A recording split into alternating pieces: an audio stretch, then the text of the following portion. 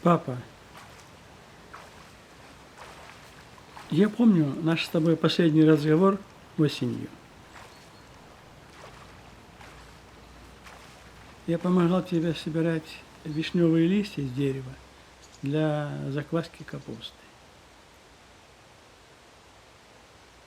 Я набрался смелости и попросил тебя еще раз: папа, я уже взрослый мужчина.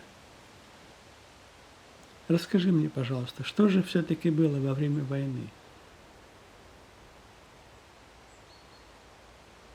Ты помолчал, а потом спокойно так сказал мне: если я тебе расскажу, тебе будет плохо.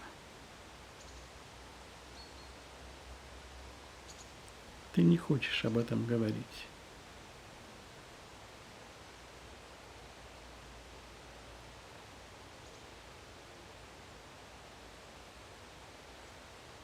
Я был уверен, что, конечно, в составе советской армии, но в какой еще? Мог воевать отец во время войны? Конечно, в Красной армии.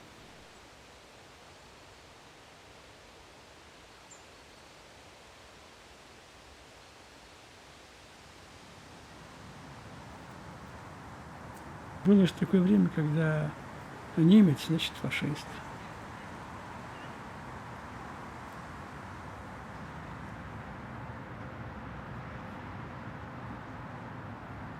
Что же такое?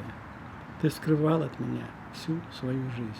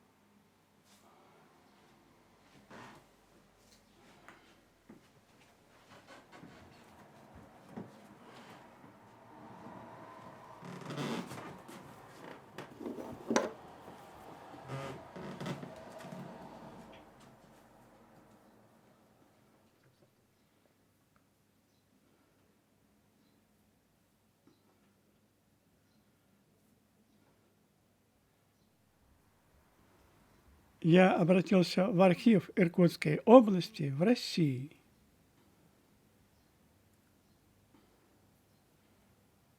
Это и раскрыло мне шокирующую правду.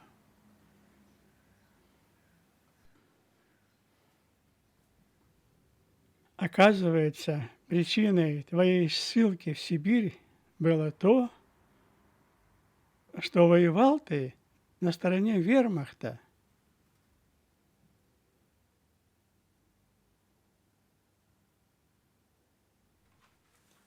Я не поверил этому и написал в Берлин. И тут мне открылась другая твоя личная тайна. У тебя во время войны была жена Ольга и маленькая дочка Нелли.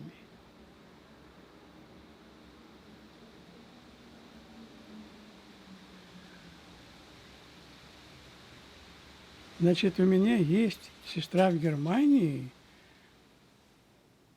Кто она? Какая? Как ты мог такое скрыть, папа? Ведь мы же семья, или нет?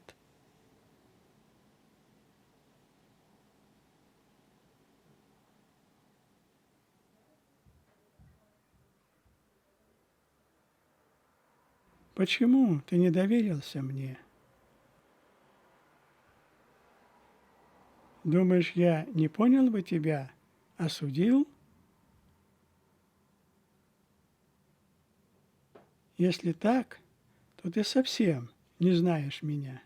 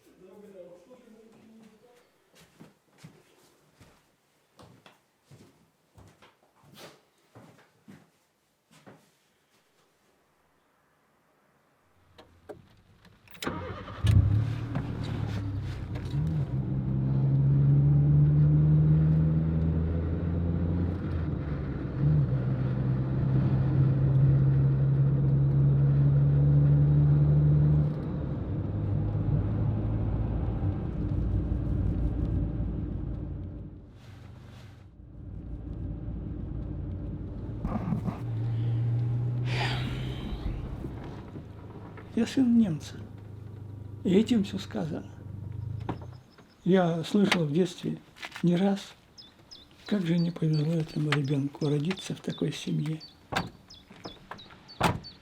Сын врага народа – это тоже клеймо. И от этого никуда не деться. Держать это в себе – это пытка.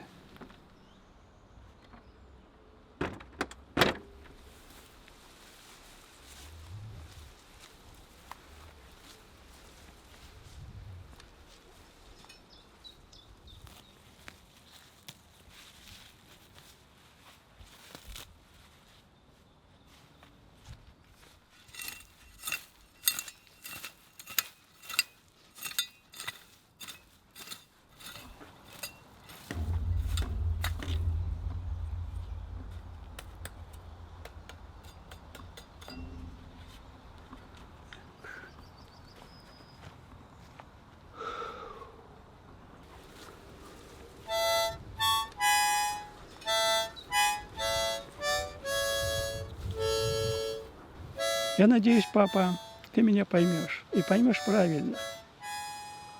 Ты жил всю свою жизнь в мыслях о Германии. Пусть твой дух покоится там. Таким отцом, как ты, я горжусь. Я не могу бросить. Я не могу уехать. Я не могу вот так все это оставить. Я хочу сделать все по справедливости.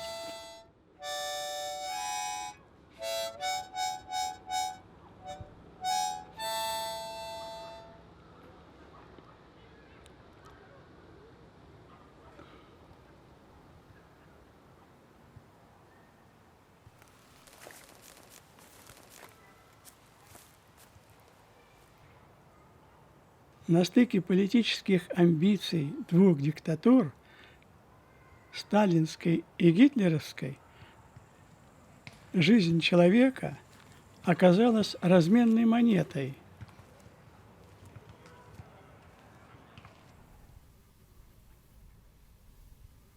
Я всегда чувствовал в тебе эту потерянность.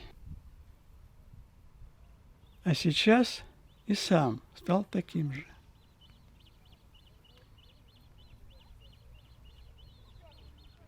Сам не знаю, как это получилось. Но я будто бы слился с тобой.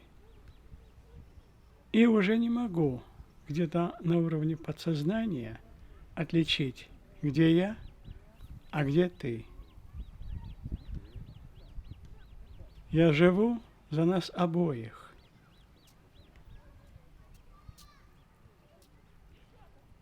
Никто не знает своего будущего.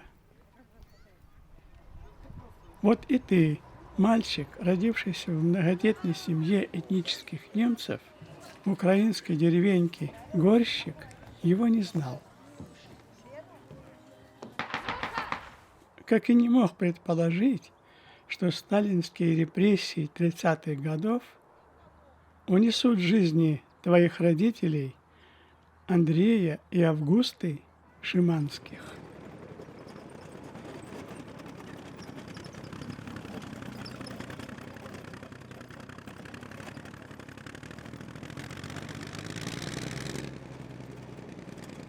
Сталинская власть ссылала этнических немцев в Сибирь и Казахстан. А на тот момент только в Украине их было почти 500 000 человек.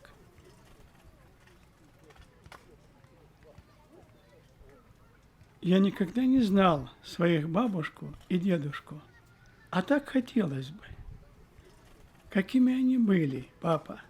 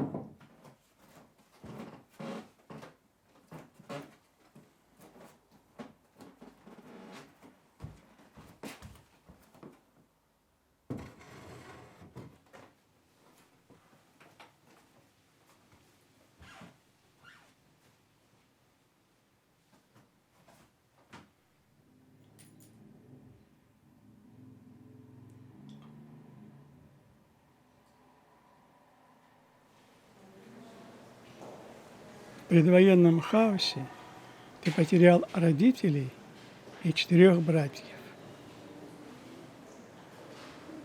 И все это в неполные 20 лет, совсем еще мальчишка. Тебе хотелось любви и человеческого тепла.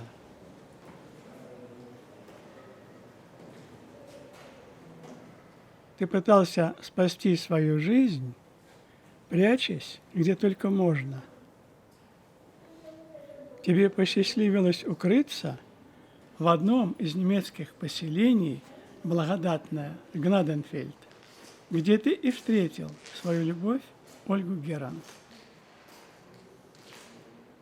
Вы оформили брак в Великой Александровке, Александрштадт, а затем вас эвакуировали в Польшу.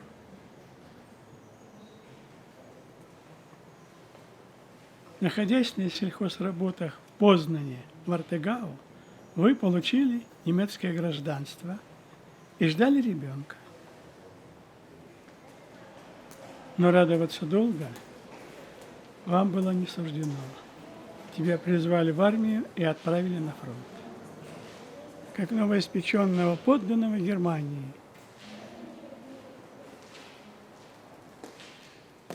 Потом была короткая побывка в семье, когда родилась Нелли, ставшая прощанием навсегда. И с молодой женой, и с новорожденной Нелли.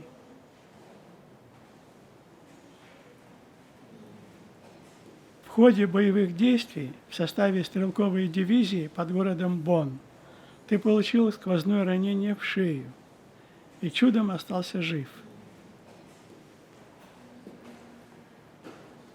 В конце войны ты попал в американский плен и был передан командованию Красной Армии как выходец из СССР.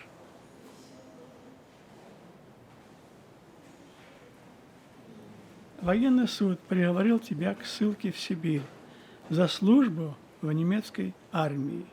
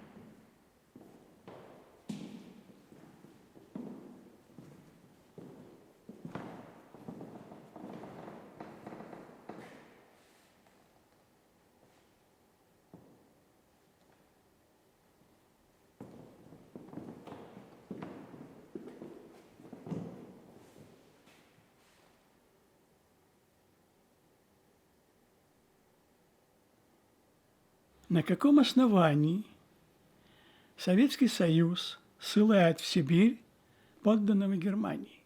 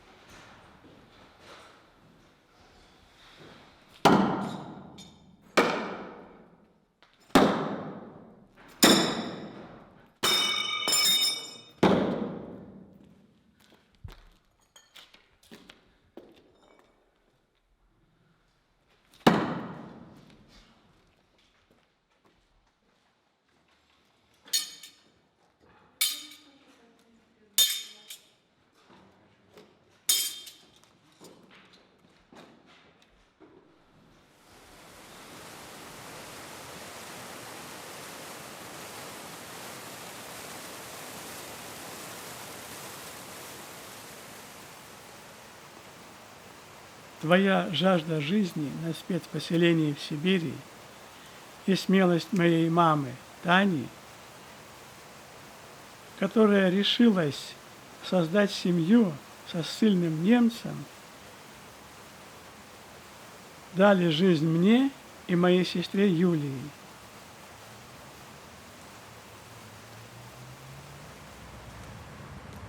Глядя на нас, ты вспоминал Ольгу и новорожденную Нелли в Германии?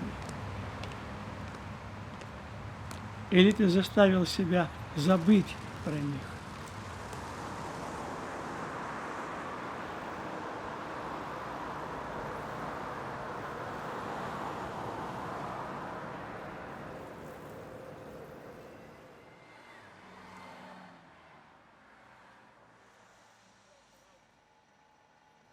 Память. Она причиняла боль. И ты прятал ее от меня и от всех нас. Вот только она все равно читалась в твоих глазах. Она стала и моей памятью, и моей болью. Наверное, ты бы этого не хотел, ведь каждый отец желает видеть своего сына счастливым, правда?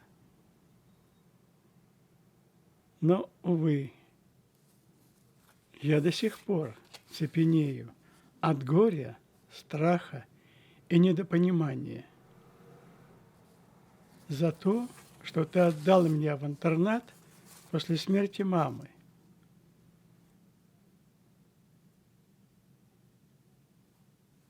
Когда умерла мама, ты был нужен мне больше всего, как воздух.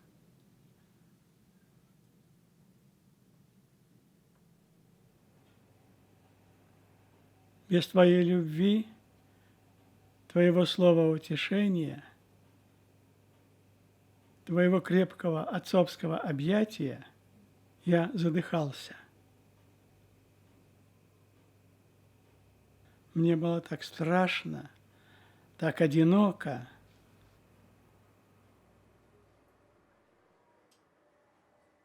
Тот маленький я все еще ждет тебя, папа, как чудо, как спасение.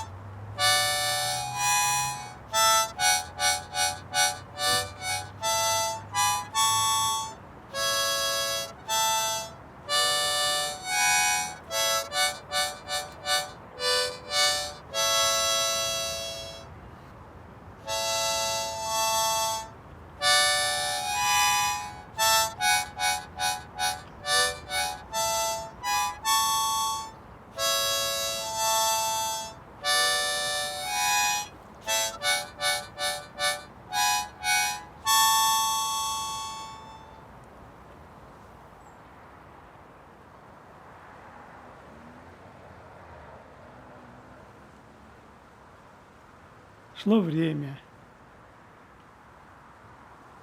Прошлое словно забыло или потеряло нас, всех нас. Или мы потерялись в нем. Кто знает.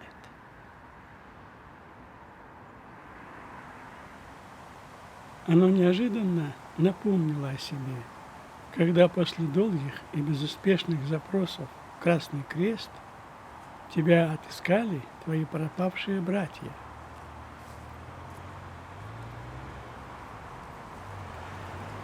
А волей судьбы двое оказались в Германии, а младший в Минске, куда он и помог нам переехать из России.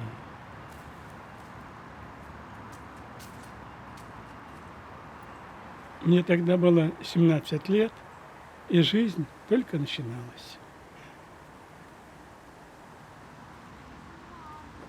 Но встретиться со своими братьями в Германии ты смог только через 50 лет, когда, наконец, пала Берлинская стена. Это была ваша первая и последняя встреча.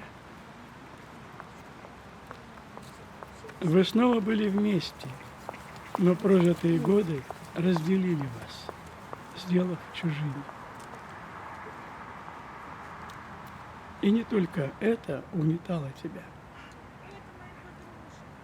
Немецкая земля, некогда впитавшая твою кровь, отторгла своего верного воина.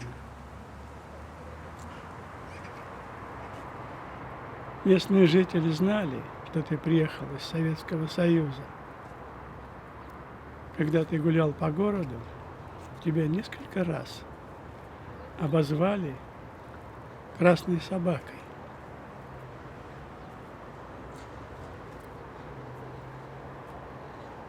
Но Германия все же осталась в тебе, потому что когда я спросил, ну как ты съездил, ты ответил, я ходил и дышал этим воздухом.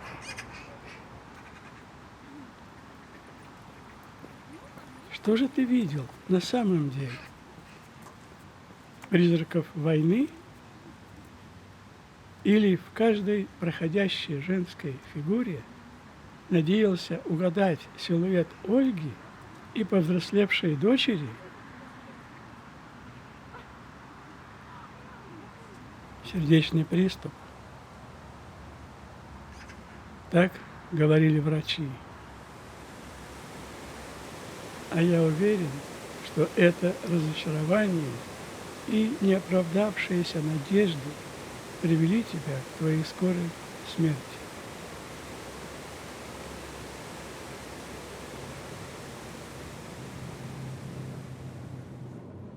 Тебя больше не было рядом, но я чувствовал, что обязан найти следы твоей семьи. Поэтому я отправился в Германию.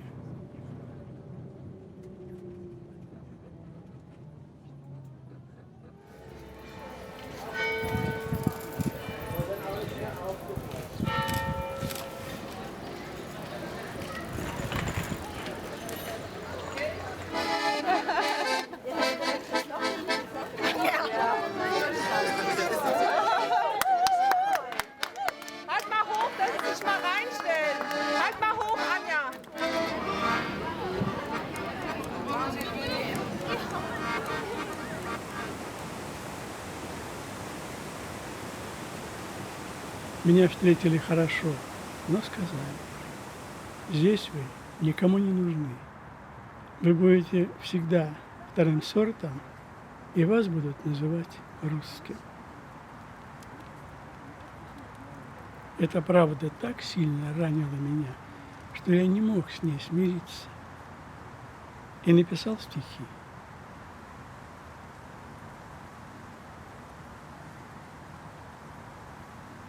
Я виноват, что не такой, как этот здешний немец. Он от рождения здесь свой, а я переселенец. Я виноват, что родился не здесь, а там, в Сибири, куда был сослан мой отец за то, что только немец. Я виноват, что до войны мой дед попал в немилость, в глухую ночь его свезли, за то, что только немец. За что еще я виноват? Скажите мне на милость. Что рос в детдоме я, когда в семье беда случилась?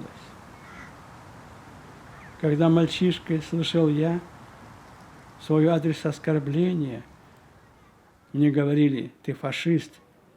Я отвечал, нет, немец. За что еще я виноват? Не знаю и поныне. Я как бы есть, и нет меня, как тот вчерашний иней. Уж много лет с тех пор прошло, Во сне я вижу вновь картину, как я иду домой, и все конца пути не вижу. Несет судьбы меня река, где берег тот заветный? Один твердит, ты мне чужой, другой, нет, ты не немец.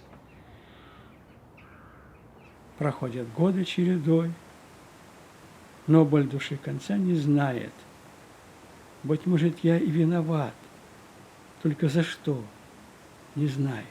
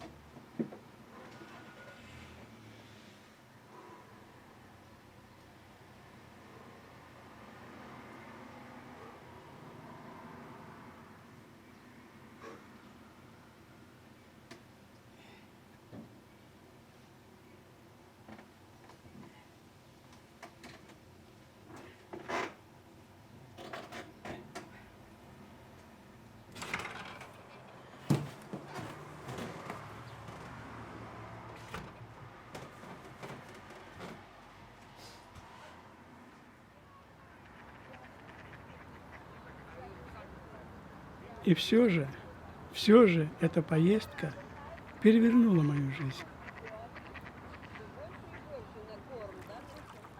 Нет, я не нашел ни твою первую жену, ни свою сестру Нелли.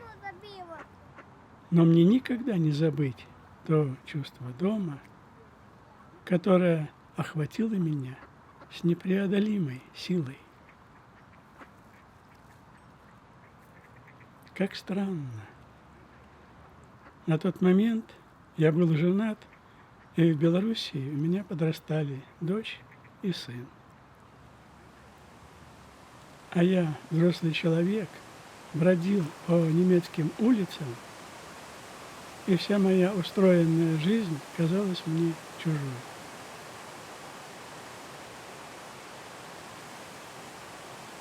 Страшная мысль бросить все и остаться здесь промелькнула в моем сознании.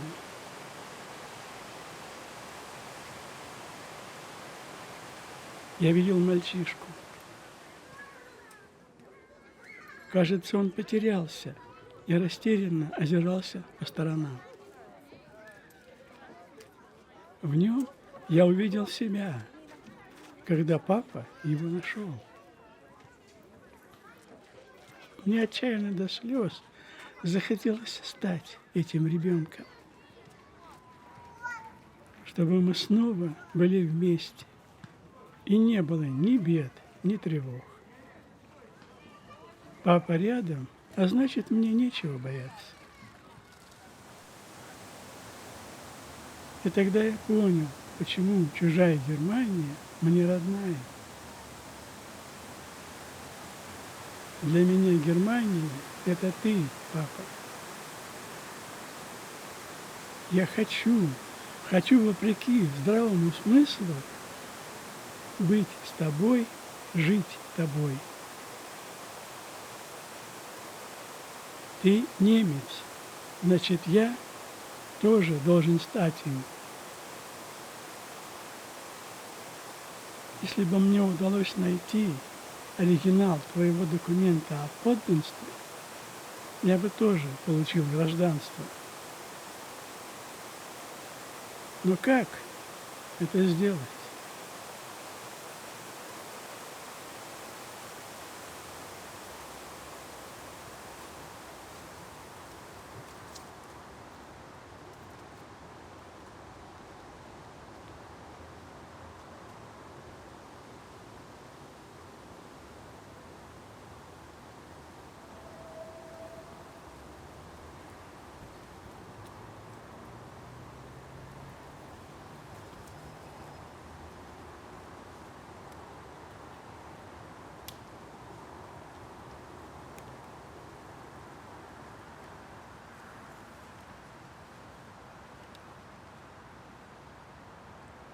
Увидеть снова я хочу ту землю, те строения. Услышать снова я хочу те звуки вдохновения,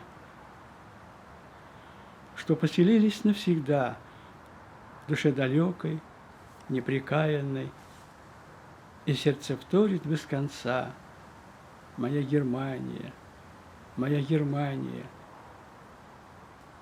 Я не родился и не рос в стране того величия, где Гёте гений свой творил, где Вагнер жизнь свою вложил в бессмертные творения.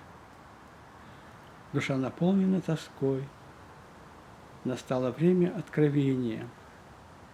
Две чаши меры предо мной, как две судьбы творения. Забвенье, мера есть одна, другая мера вдохновения. Вот только с памятью беда, нет меры измерения. Проходит жизнь и так и сяк, сменились поколения, но не пустеет никогда здесь чаша вдохновения. В душе моей переполох сменился вдохновением. Есть чаша меры золотой с названием терпение. Поможет мне преодолеть и боль души, и сожаление, что щедро выпало судьбой на наше поколение. И я увижу этот край, ту землю, те строения, и сердце бьется вдаль маня. Моя Германия, моя Германия.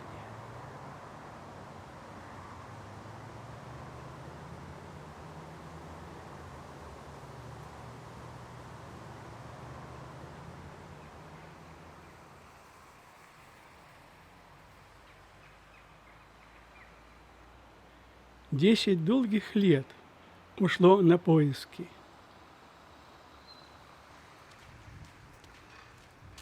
Я не сдавался, я настойчиво штурмовал архивы,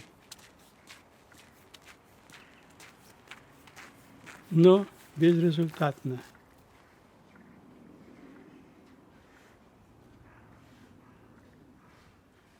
Твоих документов там не было.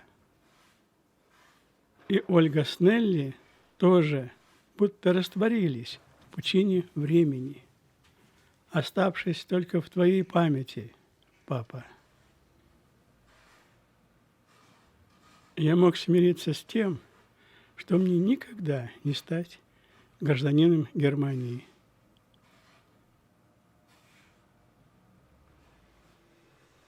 Не познакомиться с твоей семьей. Но с тем, что история твоей жизни и борьбы затеряется среди множества трагических судеб Второй мировой, не мог. О ней, о тебе, о нас и о чудовищной несправедливости, допущенной по отношению к тебе, должны знать.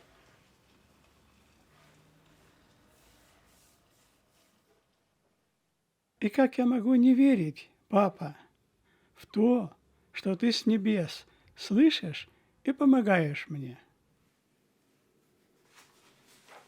Я рассказал твою, нашу историю посредством публикаций. Одна статья «Пограничное отечество» получила первую премию на международном конкурсе журналистов «Жесты примирения». Другая статья вышла в журнале «Камераден», где твою честь и верность годы военной службы наконец отметили. Это победа, папа, наша победа. Я не мог поступить иначе, ведь я твой сын. И тут случилось чудо. Звонит мой домашний телефон, и по его сигналу я понимаю, это международный звонок. Это Андрей Шиманский? Да. Сын Эриха Шиманского? Нелли, это ты? Я впервые услышал ее голос. Такой родной и такой далекий. А потом была встреча. Я узнал ее сразу, хотя до этого никогда не видел. Угадай, почему, папа? Она твоя копия. Что бы ты сказал, увидев нас, своих детей, вместе? Обрадовался бы? Мы так похожи, но твоя тайна проложила между нами пропасть длиною в жизнь. От Нелли я и узнал, что ее мать в конце 45-го года получила на тебя похоронку.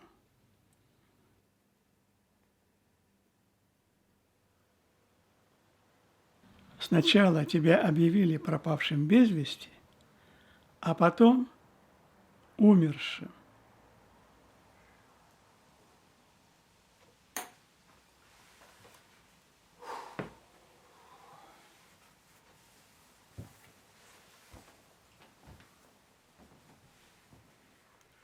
Мы долго сидели, говорили, пытаясь наверстать упущенные годы. И я не мог отвести от нее глаз. В ней, как в зеркале, я увидел тебя, и слезы жгли глаза от того, что ты не дожил до этого момента. Ты не представляешь, как я удивился, когда Нелли рассказала, что заветные оригиналы документов о твоем гражданстве, которые я не мог найти долгие годы, все это время хранились у ее матери. И благодаря этому я и мои родные стали гражданами Германии. Символически наша семья вернулась на историческую родину, оставаясь в Белоруссии. И пусть только кто-то скажет, что чудес не бывает,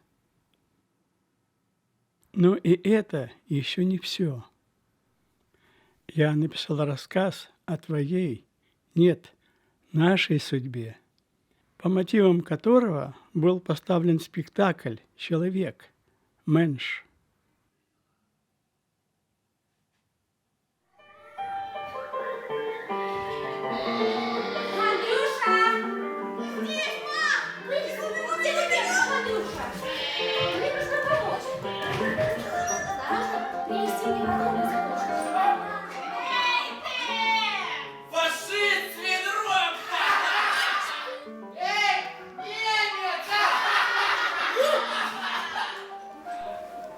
Я часто спрашивал своего отца: папа, почему нас обзывают фашистами? И всякий раз он говорил одно и то же: потому что мы немцы.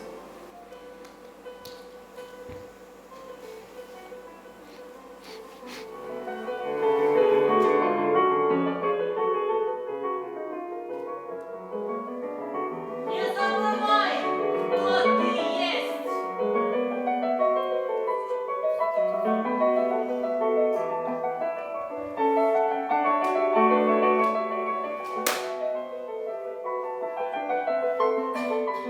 Передай своему отцу, пусть он уебывает в свою ебаную Германию.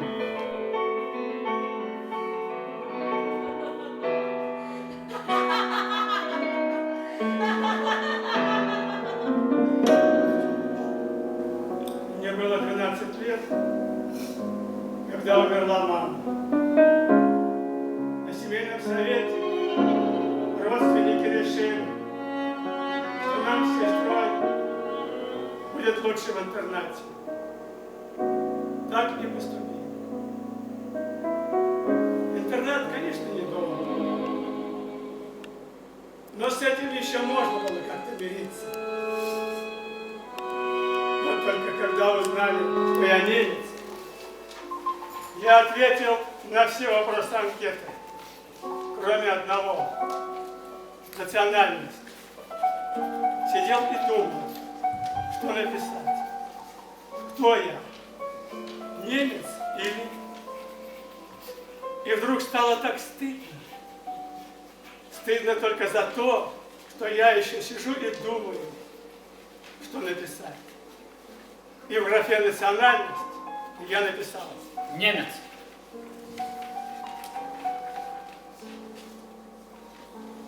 Шиманский Андрей, встань. Анкету надо переписать. Почему? Анкету надо переписать. В Советском Союзе такой национальности нет. В Советском Союзе такой национальности нет.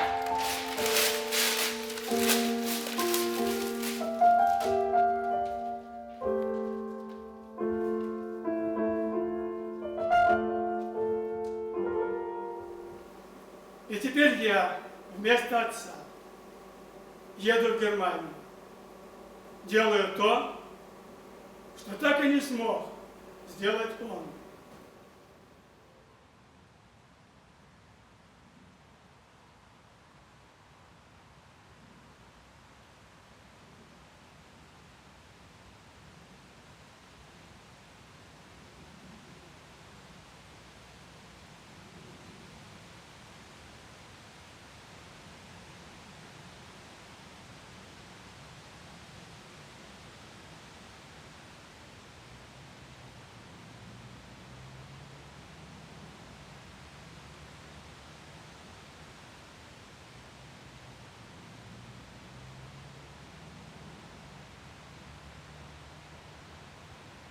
Папа,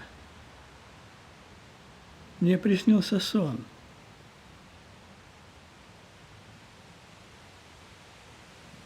Я вижу впереди мужчину, по силуэту похожего на тебя.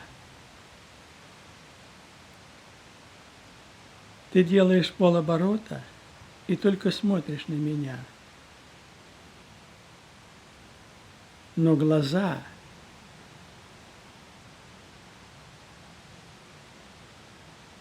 В них одна только фраза: я так долго этого ждал.